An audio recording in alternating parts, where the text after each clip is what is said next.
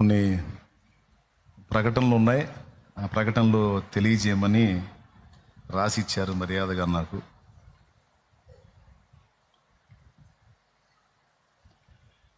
ప్రశాంతంగా వచ్చిన వాళ్ళు వచ్చినట్టు ఎక్కడో అక్కడ కూర్చోండి. దేవుని వాక్యాన్ని మనం వినబోతా ఉన్నాం. మీరెంతో ప్రయాసపడి దూరం నుంచి డబ్బులు ఖర్చు పెట్టుకొని, పురుషులకైతే ఫ్రీ బస్ లేదు. మరి పురుషులు డబ్బులు ఖర్చు పెట్టుకొని వచ్చారు. డబ్బులు ఖర్చు పెట్టుకొని ఆడవాళ్ళకి వెళ్ళి చూస్తున్నాను నేను. కాబట్టి పురుషులు పాపం ఛార్జీలు పెట్టుకొని కష్టపడి వచ్చారు. దేవుని వాక్యం వినాలి. మీరు అశ్రద్ధగా ఉండొద్దు. స్త్రీలు అయితే కష్టపడి వచ్చారు. ఫ్రీ బస్ అయ్యేసరికి అంత తోపులాట, కొట్లాట, జుట్లు వీక్కోవటం అన్నీ మొదలైనవి జరుగుతూ ఉన్నాయి బస్సుల్లో. సో ఏది ఏమైనా రకరకాల విన్యాసాలు చేసి ప్రయాసపడి ఇడదాకా వచ్చారు. దేవుని వాక్యాన్ని వినాలి. కాబట్టి మీరు కొంచెం శ్రద్ధాశక్తులతో దేవుని సన్నిధిలో కూర్చోవాలని మనవి చేస్తూ ఉన్నాను. ఏదన్నా హడావుళ్ళు ఉంటే ఇప్పుడే పోయి చూసుకొని రండి. నేను వాక్యం మొదలు పెట్టినాక సంతలో తిరిగినట్టు అటు ఇటు తిరగవాకండి. గేదెల సంతలో, గొర్రెల సంతలో ఏ పశువు బాగుందో, ఏ గొర్రె బాగుందో, ఏ బర్రె బాగుందో అని తిరుగుతూ ఉంటారు. అటు ఇటు ఒక దగ్గర ఉండరు సంతలో. ఇది మందిరం, దేవుని సన్నిధి, సంఘం కాబట్టి, సంత కాదు కాబట్టి ప్రశాంతంగా ఎక్కడోళ్ళు అక్కడ కూర్చొని ఆ చెప్పే 4 మాటలు వింటే మీరు ఏదన్నా దీవించబడతారు. సరే, ప్రకటనలు చదువుదాం. క్యాంటీన్ వాళ్ళు సెలవిచ్చారు. మధ్యాహ్నం మరి ఎప్పటి నుంచి మొదలు పెడతారో చెప్పలేదు. 3 గంటల వరకే ఉంటుందని చెప్పారు. 12:30 నుంచి 3 గంటల వరకు భోజనం ఉంటుందట. ఆ తర్వాత పొరపాటును కూడా మేము పెట్టలేమంటున్నారు వాళ్ళు. తనకి ఇసుకిచ్చినట్టున్నారు వాళ్ళని. అలాగే డైలీ మందిరంలో ఆహారం రాత్రి 9:30 వరకే పెడతారు. శనివారం అయితే 10 వరకు క్యాంటీన్ ఉంటుంది. దయచేసి ఈ మాట చెప్పండి అన్న. వాళ్ళు ఇష్టం వచ్చినట్టు వస్తున్నారు. అత్తగారింటికి వచ్చినట్టు వస్తున్నారు. ఇప్పుడు ఏ టయాన్ని వస్తే ఆ టయాన్ని పెట్టాల్సి వస్తుంది, కష్టమైపోయిందని చెప్పి తెలియజేస్తూ ఉన్నారు. మర్యాదగా ఇది నేనే ప్రకటన చేస్తున్నాను. సన్నిధిలో ఉన్నటువంటి వాళ్ళు ఖచ్చితంగా పిలుపు వచ్చినప్పుడు భోజనం చేయండి అన్నప్పుడు వచ్చి ఆ టోకెన్ తీసుకొని వెళ్ళి తినాలి మర్యాదగా. కొంతమంది టోకెన్ తీసుకోరు. మాకు టోకెన్ ఏంది అంటారు. టోకెన్ ఇవ్వకపోతే పెట్టరు అక్కడ. అది రూల్. ఎందుకంటే టోకెన్ను బట్టి ఆహారం వండుతారు. ఇంతమంది అని ఒక అంచనా కోసం టోకెన్ సిస్టమ్ ఏర్పాటు చేసింది. దాన్ని బట్టి వండడానికి. లేకపోతే ఖరాబ్ అయిపోయింది కదా. యేసు ప్రభు మిగిలిన మొక్కలు ఏం చేశాడు? గంపలకి ఎత్తిచ్చాడు. దేవుని ఆహారం పాడు కాకూడదు. దానికి మనం ఉత్తరవాదులం కాబట్టి టైం టు టైం ఫుడ్ పెడతారు. దాని ప్రకారం తీసుకోవాల్సిందే. కానీ నేను ఏ జామున వచ్చినా ఆ జామున మీరు రెడీగా ఉండాలంటే ఇది మీ అత్తగారి ఇల్లు కాదు. అత్తగారు ఏంటంటే అల్లుడిగా వాడు ఇక దిక్కుమాలనుడైనా ఎట్టంటోడైనా ఇక చేసేది ఏముంది? మధ్యరాత్రి వచ్చినా సరే అల్లుడు గారు రండి కూర్చోండి భోజనం పెడతానని పెడతారు. ఇది అత్తగారి ఇల్లు కాదుగా, దేవుని మందిరం. కాబట్టి మర్యాదగా 12:30 నుంచి 3 లోపు పద్ధతికి వచ్చి తిని వెళ్ళాలి. ఓవర్ యాక్షన్ చేస్తే ఫుడ్ కట్టు, మొహమాటమే లేదు అందులో. తర్వాత నైట్ 9:30 లోపు తినేసేయాలి. ప్రార్థనా టవర్లో నడిపేవాళ్ళు 8-8:30 కల్లా క్లోజ్ అయిపోవాలి. 9:30, 10:30 దాకా ప్రార్థన టవర్లు చేయొద్దు. పెందలాడి మొదలు పెట్టుకోవాలి. 8-8:30 కల్లా క్లోజ్ అయిపోవాలి. Okay, right. ఇది అయిపోయింది. పట్టుకోయా. సన్నిధిలో 2 రోజులు ప్రార్థనలో గడపాలని వచ్చేవాళ్ళు ప్రార్థన తక్కువ, వాగటం ఎక్కువైంది. స్తోత్రం. దొరికిన వాళ్ళతో వచ్చిందేమో ప్రార్థనకి, వాగేదేమో జనాలతో కూర్చొని. కాబట్టి తప్పు. ప్రార్థన కోసం వచ్చిన వాళ్ళు దేవునితోనే గడపండి, కానీ మనుషులతో గడపొద్దు. కానీ వీళ్ళు ఏం చేస్తున్నారు? ఇతరులతో మాట్లాడటం, వాళ్ళ నంబర్లు తీసుకోవటం, వాళ్ళతో కాంటాక్ట్స్ ఏర్పాటు చేసుకోవటం, దిక్కుమాలిన పనులు చేస్తున్నారు. ఇట్లాంటి పనులు చేయకూడదు. అలాగే కొత్త వాళ్ళుగా ఉన్న వాళ్ళకి నీ నంబర్ కూడా ఇవ్వకూడదు. తెలివి తక్కువతనం. అర్థమైందా? కాస్త మంచిగా మాట్లాడగానే ఫోన్ నెంబర్ ఇవ్వటం. ఆడాళ్ళైనా సరే కాస్త మంచిగా ఉండగానే డబ్బులు ఇవ్వటం, కాస్త మంచిగానే ఉండగానే ఇళ్ళకి తీసుకెళ్ళటం, ఇట్లాంటి పొరపాట్లు చేయొద్దు. క్రొత్తగా వచ్చిన వారిని పరిశీలించాలి మొదట, తర్వాత మనం ఏదన్నా ఆలోచించాలి. కానీ పరిచయం అవగానే కొంచెం తీయగా మాట్లాడగానే బుక్ అయిపోయి ఆర్థిక లావాదేవీలు ఏర్పరచుకొని మళ్ళీ నా దగ్గరికి వచ్చే పరిస్థితి వస్తున్నారు. మందిరంలోనే కనపడింది అన్న, అందుకని నేను మాట్లాడాను. మందిరంలోనే కనపడితేను డబ్బులు ఇచ్చాను అంటే నేను చెప్తాను, నాకు దొరకట్లా, నాకు దొరికితే చెబుతాను. ఇక్కడ ఓగేరు వాగుందమ్మా, ఇటు పక్క అయితే లోతు ఉంటుంది, అటు పక్క అయితే పారుతుంటే ఇటు పక్క దూగిపోయి అని చెబుతాను నేను. దేవునికి స్తోత్రం, హల్లెలూయా. ఖచ్చితంగా మొహమాట లేకుండా చెబుతాను, ఎవడు ఏమన్నాడు నిన్నని. కాబట్టి ఇట్లాంటి ప్రాబ్లమ్స్ జరుగుతున్నాయి కనుక వచ్చిన వాళ్ళు ఎవరైనా దేవుని సన్నిధిలో 1-2 రోజులు గడపాలి. ప్రార్థనలు అంటే ప్రార్థనలోనే ఉండండి, వాక్యం చదువుకోండి. అంతేగాని వాళ్ళతో వీళ్ళతో పోసుకోలు కబుర్లు, పనికిమాలిన మాటలు, సోది మీటింగులు, ఫోన్ నెంబర్లు తీసుకోవటాలన్నవి చేయొద్దు. అలా ఎవరన్నా చేశారంటే మొహమాటం లేదు, డైరెక్ట్గా గద్దించడం జరుగుతుంది. ఎందుకంటే ఎవరు ఏ ప్రాబ్లంతో వస్తారో తెలియదు, ఎవరు ఏ సమస్యతో వస్తారో తెలియదు. కాబట్టి జాగ్రత్త. అలాగే కొంతమంది ఆడవాళ్ళతో మేము పని కల్పిస్తాం, మీకు జాబ్ లేదా జాబ్ ఇప్పిస్తాం, పని లేదా పని ఇప్పిస్తామని, మరి హైదరాబాద్లో పనులు ఉన్నాయి, బొంబాయిలో పనులు ఉన్నాయని ఆడపిల్లలతో మాట్లాడుతున్నారని తెలిసింది. హైదరాబాద్లో పనులు, బొంబాయిలో పనులు అంటే అర్థం కాలేదా మీకు? కాబట్టి యవ్వనస్తురాండ్రైన ఆడపిల్లలు దేవుని మందిరం అని చెప్పి నువ్వు ఉన్నప్పుడు, దేవుని సన్నిధిలో 1-2 రోజులు గడుపుతున్నప్పుడు, లేదా ఆదివారం కానీ శుక్రవారం కానీ ఆరాధనకు వచ్చినప్పుడు, పెద్ద ఆవిడలే పెద్ద ఆయనలే అని చెప్పని ఎవరితోనో మాటలు కలిపి వాళ్ళకి నంబర్లు ఇచ్చి వాళ్ళు ఏదో పని చూపిస్తామంటున్నారని వాళ్ళు చెప్పిన అడ్రస్లకు పోతే ఏం జరిగిందో తెలుసా? ఇంక నేను చెప్పేది ఏముంది, మీకు బ్రెయిన్ బాగానే పనిచేస్తున్నాను అనుకుంటున్నాను నేను. ఎక్కడ అమ్ముతారో కూడా తెలియదు, అర్థమైందా? అది. కాబట్టి జాగ్రత్త. యవ్వనస్తురాండ్రైన ఆడపిల్లలు, కష్టాల్లో ఉన్న ఆడపిల్లలు ముఖ్యంగా చెప్తున్నాను, ఎవరు ఏ మాట చెబితే ఆ మాట గుడ్డిగా నమ్మి తల్లిలాగా ఉందిలే, పెద్ద వయసు ఆవిడలే, పెద్ద వయసు ఆయనలే అని చెప్పని ఎవరిని నమ్మొద్దు. సమస్యలు తెచ్చుకొని మళ్ళీ నా దగ్గరికి రావద్దు. అన్నీ బాహాటంగా చెప్తున్నాను. అలాగే నాతో దిగిన ఫోటోలు చూపించి, నాతో ఉన్న వీడియోలు ఏమన్నా చూపించి, లేకపోతే ఇప్పుడు ఏఐ ద్వారా నేను మాట్లాడినట్టుగా కొన్ని మాటలు కల్పించి మిమ్మల్ని డబ్బులు అడిగేటువంటి పరిస్థితుల్లో కొంతమంది ఉన్నారు, లేదా మిమ్మల్ని దేనికన్నా బుక్ చేసే అవకాశం ఉంది. దయచేసి ఎవ్వరూ కూడా అలాంటి వాటిని నమ్మొద్దు. అలాగో నా ఫోటో చూపించినా, వీడియో చూపించినా, ఇదిగో శాలేమన్న నాకు చాలా క్లోజ్ అని చెప్పినా విను, సంతోషం అను. అంతేగాని అన్నకి చాలా క్లోజ్ అంటే అన్నతో దిగిన ఫోటోలు కూడా ఉన్నాయని వెంటనే మునగ చెట్టు ఎక్కి ఆడ నుంచి పడవాకు, నడువులు ఇరుగుతాయి. ఎందుకంటే ఎవరెవరో వస్తారు. ఆదివారం రోజు, శుక్రవారం రోజు విడిగా నేను దొరికే రోజు వచ్చి అన్న ఒక సెల్ఫీ అన్న అంటారు, ఫోటో అన్న అంటారు.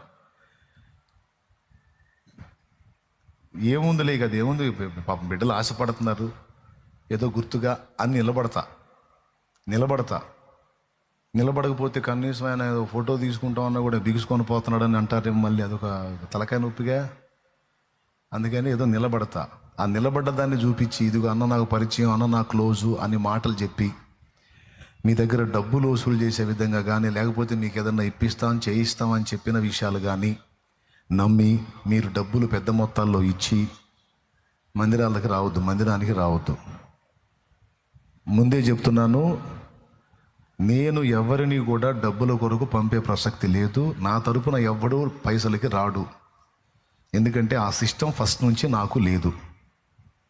ఏదన్నా ఉంటే మోకాళ్ళుని ప్రార్థన చేయటం, లేదా సంఘానికి తెలియజేయటం తప్పించి పర్సనల్గా గృహాలకు పంపటం కానీ, లేకపోతే వ్యక్తులు నాకు పరిచయం ఉన్నారని చెప్పి ఎవరినో ఏదో చేయడానికి నేను ప్రోత్సహించడం కానీ నెవర్ జరగదది.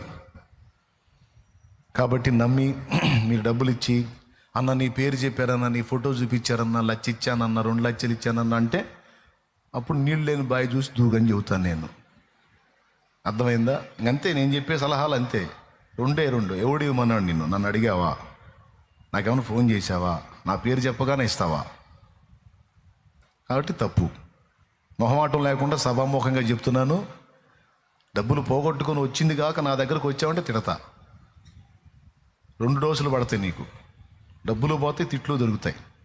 ఇంతసేటు వాక్యం చెబుతుంటే దేబ్రే ముఖం వేసుకొని యాడింటున్నావు అని చెప్పి తిట్టాల్సి వచ్చింది. కాబట్టి దయచేసి జాగ్రత్త. మోనిటర్లు కొంచెం పెంచరయ్యా. స్తోత్రం. తర్వాత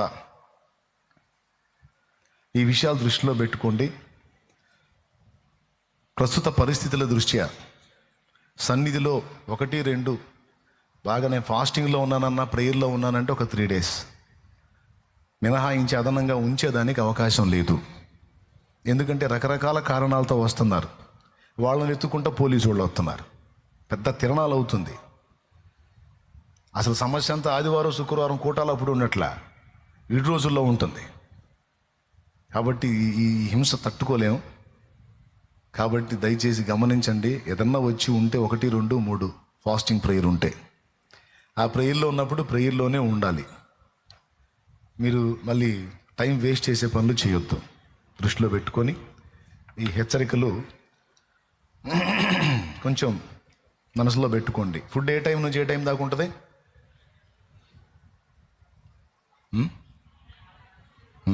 అత్తగారింటికి వచ్చినట్టు మధ్యరాత్రి, తెల్లారుజామున. నేను వాళ్ళకి చెప్తున్నా, సభాముఖంగా చెప్తున్నా, పరిచారకులకి పొరపాటును కూడా పెట్టొద్దు. ఎందుకు పెట్టరో? వాళ్ళు మిమ్మల్ని తిడతారు వచ్చిన వాళ్ళు. దేవుడు వరం ఇచ్చిన పూజారు వరం వీడని ఆయనే అనడో, ఆయన పెట్టమంటాడు. లేదు, నేను అనను, నేనే అంటున్నా పెట్టొద్దని. దేవునికి స్తోత్రం, హల్లెలూయా. ఒక టైం, ఒక పద్ధతి, ఒక క్రమం.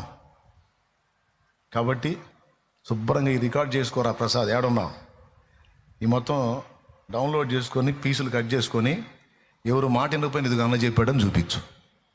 ఇంకప్పుడు గొడవ ఉండదు. పరిచారకులు ఎవరైతే ఉన్నారో వాళ్ళకి పంపించండి, వాళ్ళు చూస్తారు.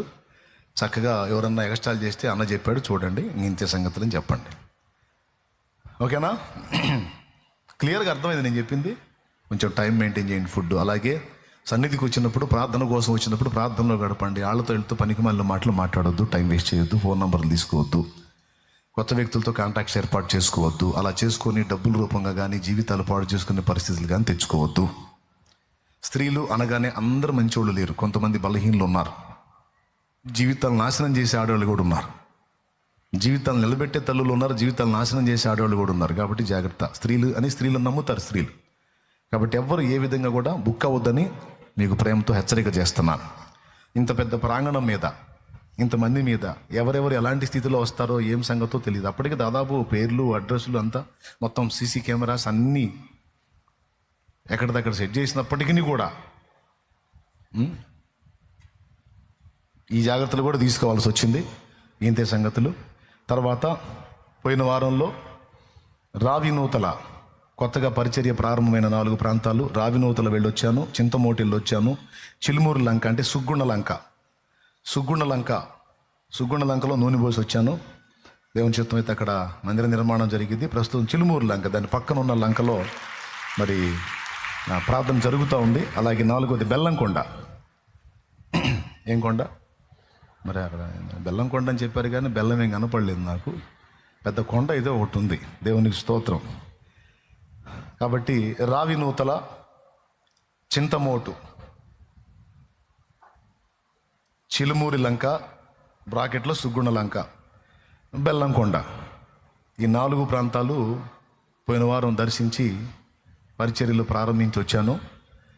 నెక్స్ట్ వీక్ దేవుని చిత్తం అయితే మరికొన్ని ప్రాంతాలు. అలాగున ఆ దేవుని మహాకృపతో దాదాపు 50 నుంచి 56 ప్రాంతాలు ఇప్పుడు దర్శించాల్సినవి ఉన్నాయి.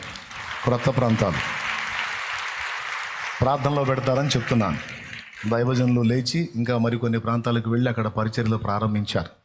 ఇప్పటి వరకు దేవుడిచ్చిన సంఘాలు గాక మరొక 56 ప్రాంతాలు దేవుని కృపలో క్రొత్తగా ప్రారంభమైనాయి. అందులో ఒక 4 ఇప్పుడు చెప్పాను. ఇక వరుసగా పోయినప్పుడల్లా చెబుతూ ఉంటాను. ఇప్పుడు మీకెందుకు చెప్పానంటే లైవ్లో వినేవాళ్ళు, ఆ ఊర్లలో ఉన్నవాళ్ళు ఎవరైనా ఇక్కడ సమీపంలో తండ్రి సన్నిధి పరిచర్య వచ్చిందని తెలుసుకొని వెళతారని చెప్పాను. ఇంతే సంగతులు. ఇక వాక్యం మరి ప్రార్థన చేశాడుగా అన్న, అంతా అయిపోయిందిగా. ఇంకేమైనా ఉన్నాయా బాబు? రేపు వచ్చే బుధవారం ఏముంది? రైట్, బాప్తిస్మాల కార్యక్రమం ఉంది. ఉదయం 10 వచ్చేసేయండి. దేవుని చిత్తం అయితే ఆ బుధవారం కార్యక్రమాన్ని, బాప్తిస్మాలది కూడా గురువారానికి మారుద్దాం అనుకుంటున్నాను నేను. అది కూడా ఆలోచించి చెప్తాను. ప్రస్తుతానికి మాత్రం రేపు వచ్చే బుధవారమే బాప్తిస్మాల కార్యక్రమం ఉంటుంది. బాప్తిస్మాల కార్యక్రమం వచ్చే బుధవారం ఉదయం 10 బాప్తిస్మం పొందగోరే వాళ్ళు, ఇక్కడ ఉన్నోళ్ళు, లైవ్లో వీక్షించేవాళ్ళు, ఎక్కడెక్కడ ఉన్నోళ్ళు సన్నిధిలో రక్షణ పొందగోరినటువంటి వాళ్ళు తప్పకుండా ఉదయం 10 గంటలకల్లా ఉంటే ఒక జత బట్టలు తెచ్చుకో, లేకపోతే అంతుండ్రా. అయితే మారు మనసు మాత్రం ఖచ్చితంగా పొంది ఉండాలి. ప్రభు నామంలో ప్రార్థన చేసి ఉండాలి. యేసు ప్రభు శిలువ మరణ పునరుద్ధానాలను గురించి తెలిసి ఉండాలి. ఈ కనీసపు అవగాహన ఉంటే రా, నువ్వు పాపివని నీకు తెలిసి ఉండాలి. నీ పాపాల కోసం యేసు ప్రాణం పెట్టి తిరిగి లేచాడని గ్రహింపు నీకు ఉండాలి. అలాగే రక్షణ పొందిన వారిని తీసుకొని వెళ్ళడానికి యేసు ప్రభు 2వ రాకడలో వస్తున్నాడన్న సంగతి కూడా నీకు తెలిసి ఉండాలి. ప్రభువునందు విశ్వాసం ఉంచిన వారిని, మృతులను కూడా సజీవులుగా యేసయ్య పునరుద్ధానం చెందిస్తాడనే విశ్వాసం కూడా కలిగి ఉండాలి. ఇవన్నీ నాకు ఉన్నాయన్న అంటే రా. ఒకటి మారు మనసు, రెండవది ప్రభు నామంలో ప్రార్థన చేసిన అలవాటు. కనీసం ప్రార్థన చేసిన, కనీసం ఒక్కసారైనా 2 సార్లైనా కనీసం ప్రార్థన, ప్రభువు నామమున ప్రార్థన చేసి అన్నాడు అననీయ. కాబట్టి ప్రభువు నామమున ప్రార్థన చేసి, అది 2వ క్వాలిటీ. 3వది ఏంటి? యేసు శిలువ మరణ పునరుద్ధానాలు. నేను పాపిని, నా కోసం యేసయ్య శిలువలో ప్రాణం పెట్టాడు, సమాధి చేయబడ్డాడు, 3వ నాడు తిరిగి లేచాడు. నమ్మి బాప్తిస్మం పొందిన వారిని తీసుకొని వెళ్ళడానికి యేసయ్య మళ్ళీ 2వ రాకడలో రాబోతున్నాడు. దాదాపు అన్నీ తెలుసు మీకు. కాబట్టి తెలియకపోతే అవసరమైతే తెలిసిన వాళ్ళని అడిగిన తెలుసుకొని బుధవారానికల్లా వచ్చేస్తే బాప్తిస్మ కార్యక్రమం ఉంటుంది. ఇంతే సంగతులు. దేవుని వాక్యం.